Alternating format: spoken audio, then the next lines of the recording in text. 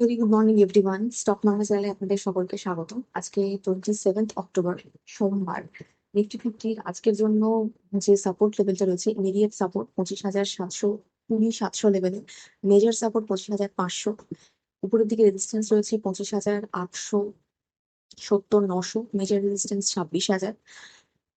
Bank নিফটির ক্ষেত্রে 57,480-450 লেভেলটা support level হিসেবে কাজ করছে, আর উপরের দিকে 57,890-900 এইটা রেজিস্ট্যান্স, মেজর রেজিস্ট্যান্স 58,000। সেন্সেক্স এর ক্ষেত্রে 83,980-950 এই লেভেলটা সাপোর্ট লেভেল হিসেবে কাজ করছে, আর উপরের দিকে 84,450-500 এই লেভেলটা রেজিস্ট্যান্স লেভেল হিসেবে কাজ করছে। এবার নিফটি আজকে সিগন্যাল দিচ্ছে পজিটিভ ওপেনিং এ। আমরা যদি গ্লোবাল মার্কেট দেখি, সেক্ষেত্রে আমরা দেখছি যে ভালো রকম পজিটিভে ক্লোজ দিয়েছে। এক তো ইউএস এর ইনফ্লেশন ডেটা যা ফোরকাস্ট ছিল তার থেকে কম এসছে, তো এটা একটা পজিটিভ রিয়াকশন এই জন্য মার্কেটে রয়েছে। এছাড়া মেনলি ইউএস আর চায়নার যে 30 তারিখ মিটিংটা হতে চলেছে, তার কিছু পজিটিভ আউটকাম আমরা দেখতে পারি, সেটার একটা সম্ভাবনা রয়েছে, আশা রয়েছে, তো সেই জন্য একটা পজিটিভ রিয়াকশন রয়েছে। আমাদের ইন্ডিয়ান মার্কেটে আজকে কিরকম কি থাকে সেটা দেখা যাবে। 26,000-এর উপরে কিছুটা মুভমেন্ট দেবে এটা এক্সপেক্টেড হয়তো নয়, তার কারণ হচ্ছে আরো কিছুটা পজিটিভ নিউজ দরকার, ভালো রকম স্ট্রং, তবে হয়তো 26,000-এর উপরে আবার কিছুটা মুভমেন্ট আমরা দেখতে পারি। এছাড়া এই টোটাল উইক ধরেই মান্থলি এক্সপায়ারি থাকবে, তো সেক্ষেত্রে ভোলাটাইল উইক থাকবে, তো যারা ট্রেড করেন খুব কশিয়াস ট্রেড করবেন। এছাড়া ইউএস আর ইউরোপিয়ান ইউনিয়ন জিডিপি ডেটাও আমরা দেখতে পাবো এই উইকে, তো বেশ ভালো রকম ইন্টারেস্টিং উইক থাকবে। এছাড়া ক্রুডের প্রাইসকে বেশ ভালো রকম ভাবে লক্ষ্য রাখতে হবে, যেহেতু ইউএস স্যাংশন দিয়েছে রাশিয়ান যে প্রডিউসিং কোম্পানিগুলো রয়েছে অয়েল, তার উপর।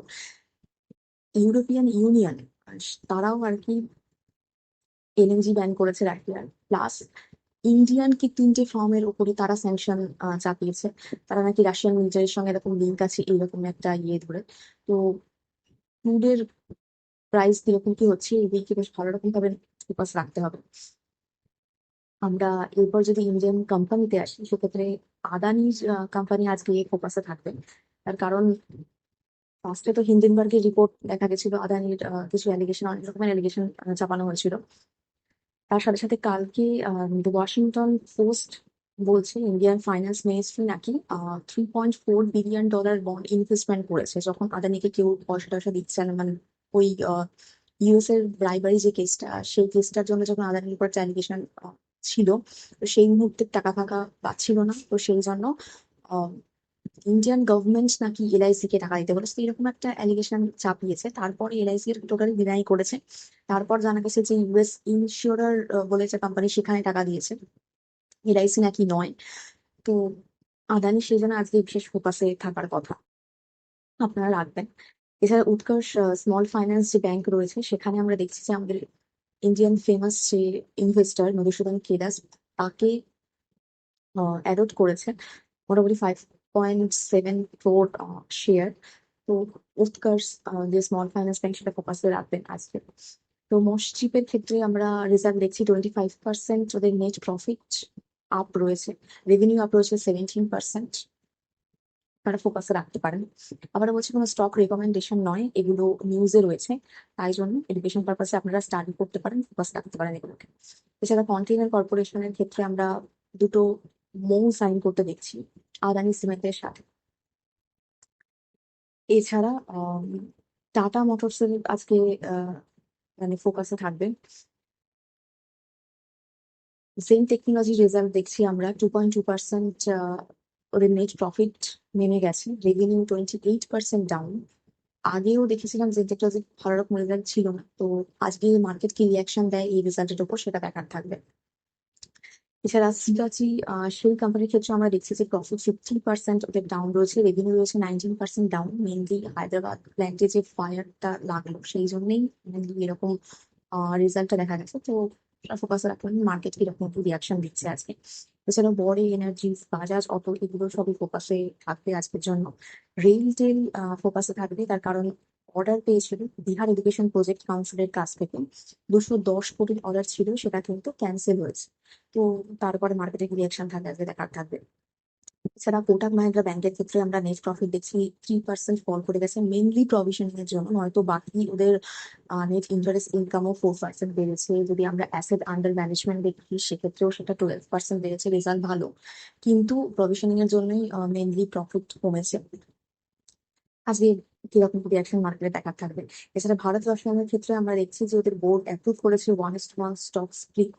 তো যারা আর কি যাদের পোর্টফোলিওতে রয়েছে তারা খেয়াল রাখতে পারেন। এছাড়া জেএসডব্লিউ এনার্জি ফোকাসে থাকবেন। ইরকন ফিনোলেক্স এর জয়েন্ট ভেঞ্চার হচ্ছে, সেটা 168 কোটি পাওয়ার ট্রান্সমিশন একটা কন্ট্রাক্ট পেয়েছে তারা, সেই জন্য ফোকাস থাকবে ইরকন। এছাড়া রিলায়েন্স ফোকাসে থাকবে। শুধুমাত্র ক্রুড অয়েল তো মানে হল্ট করা হয়েছে ইম্পোর্টটা, সেটার জন্য তো থাকবেই, তার সাথে সাথে ফেসবুক মেটা, তার এর সাথে জয়েন্ট ভেঞ্চার করা হচ্ছে, এবং সেখানে 855 কোটি টাকার একটা ইনভেস্টমেন্ট হচ্ছে। সেখানে 70% রিলায়েন্স রয়েছে সেটাতে। তো সেই জন্য রিলায়েন্স আজকে ফোকাসে থাকবে। আজকে কেন, পরবর্তী সময়ের জন্য রিলায়েন্সকে ফোকাসেই রাখবেন, তার কারণ এই যে প্রজেক্টটা স্টার্ট হতে চলেছে, তো গ্রোথ রয়েছে পরের দিকে, তা অবশ্যই ফোকাসে থাকবে। এই রয়েছে আজকে ইন্ডিয়ান মার্কেটের নিউজ। এছাড়া আরো একটা নিউজ, যেটা আরবিআই গাইডলাইন্স, মানে কিন্তু আগে তো গোল্ড দিয়ে আপনারা সেখানে লোন নিতে পারতেন, তো এবার হচ্ছে সিলভার রেখে লোন নিতে পারেন। এইটা বাদ বাকি আরো অনেক গাইডলাইন্স আছে আরবিআই এর। এটা 1 এপ্রিল 2026 থেকে স্টার্ট হচ্ছে, এই একটা নিউজ রয়েছে। এই রয়েছে আজকে ইন্ডিয়ান মার্কেটের নিউজ। এই যে কোম্পানিগুলো বললাম সেগুলো ফোকাসে রাখতে পারেন। বাদ বাকি আজকে থেকে ভোলাটাইল উইক স্টার্ট হচ্ছে, দেখা যাক 26,000-এর উপরে কতখানি, মানে কোন দিন কি মুভমেন্ট দেয়। তো আজকে আমি ভিডিও এখানেই শেষ করছি। প্লিজ আমার এই ভিডিওর উপর ডিপেন্ড করে কোনো ইনভেস্টমেন্ট করবেন না, আমি কোনো ফ্রি রেজিস্ট্যান্ট অ্যানালিস্ট বা অ্যাডভাইজার নই, শুধুমাত্র এডুকেশন পারপাসে ভিডিও করা। দেখা হচ্ছে নেক্সট ভিডিও।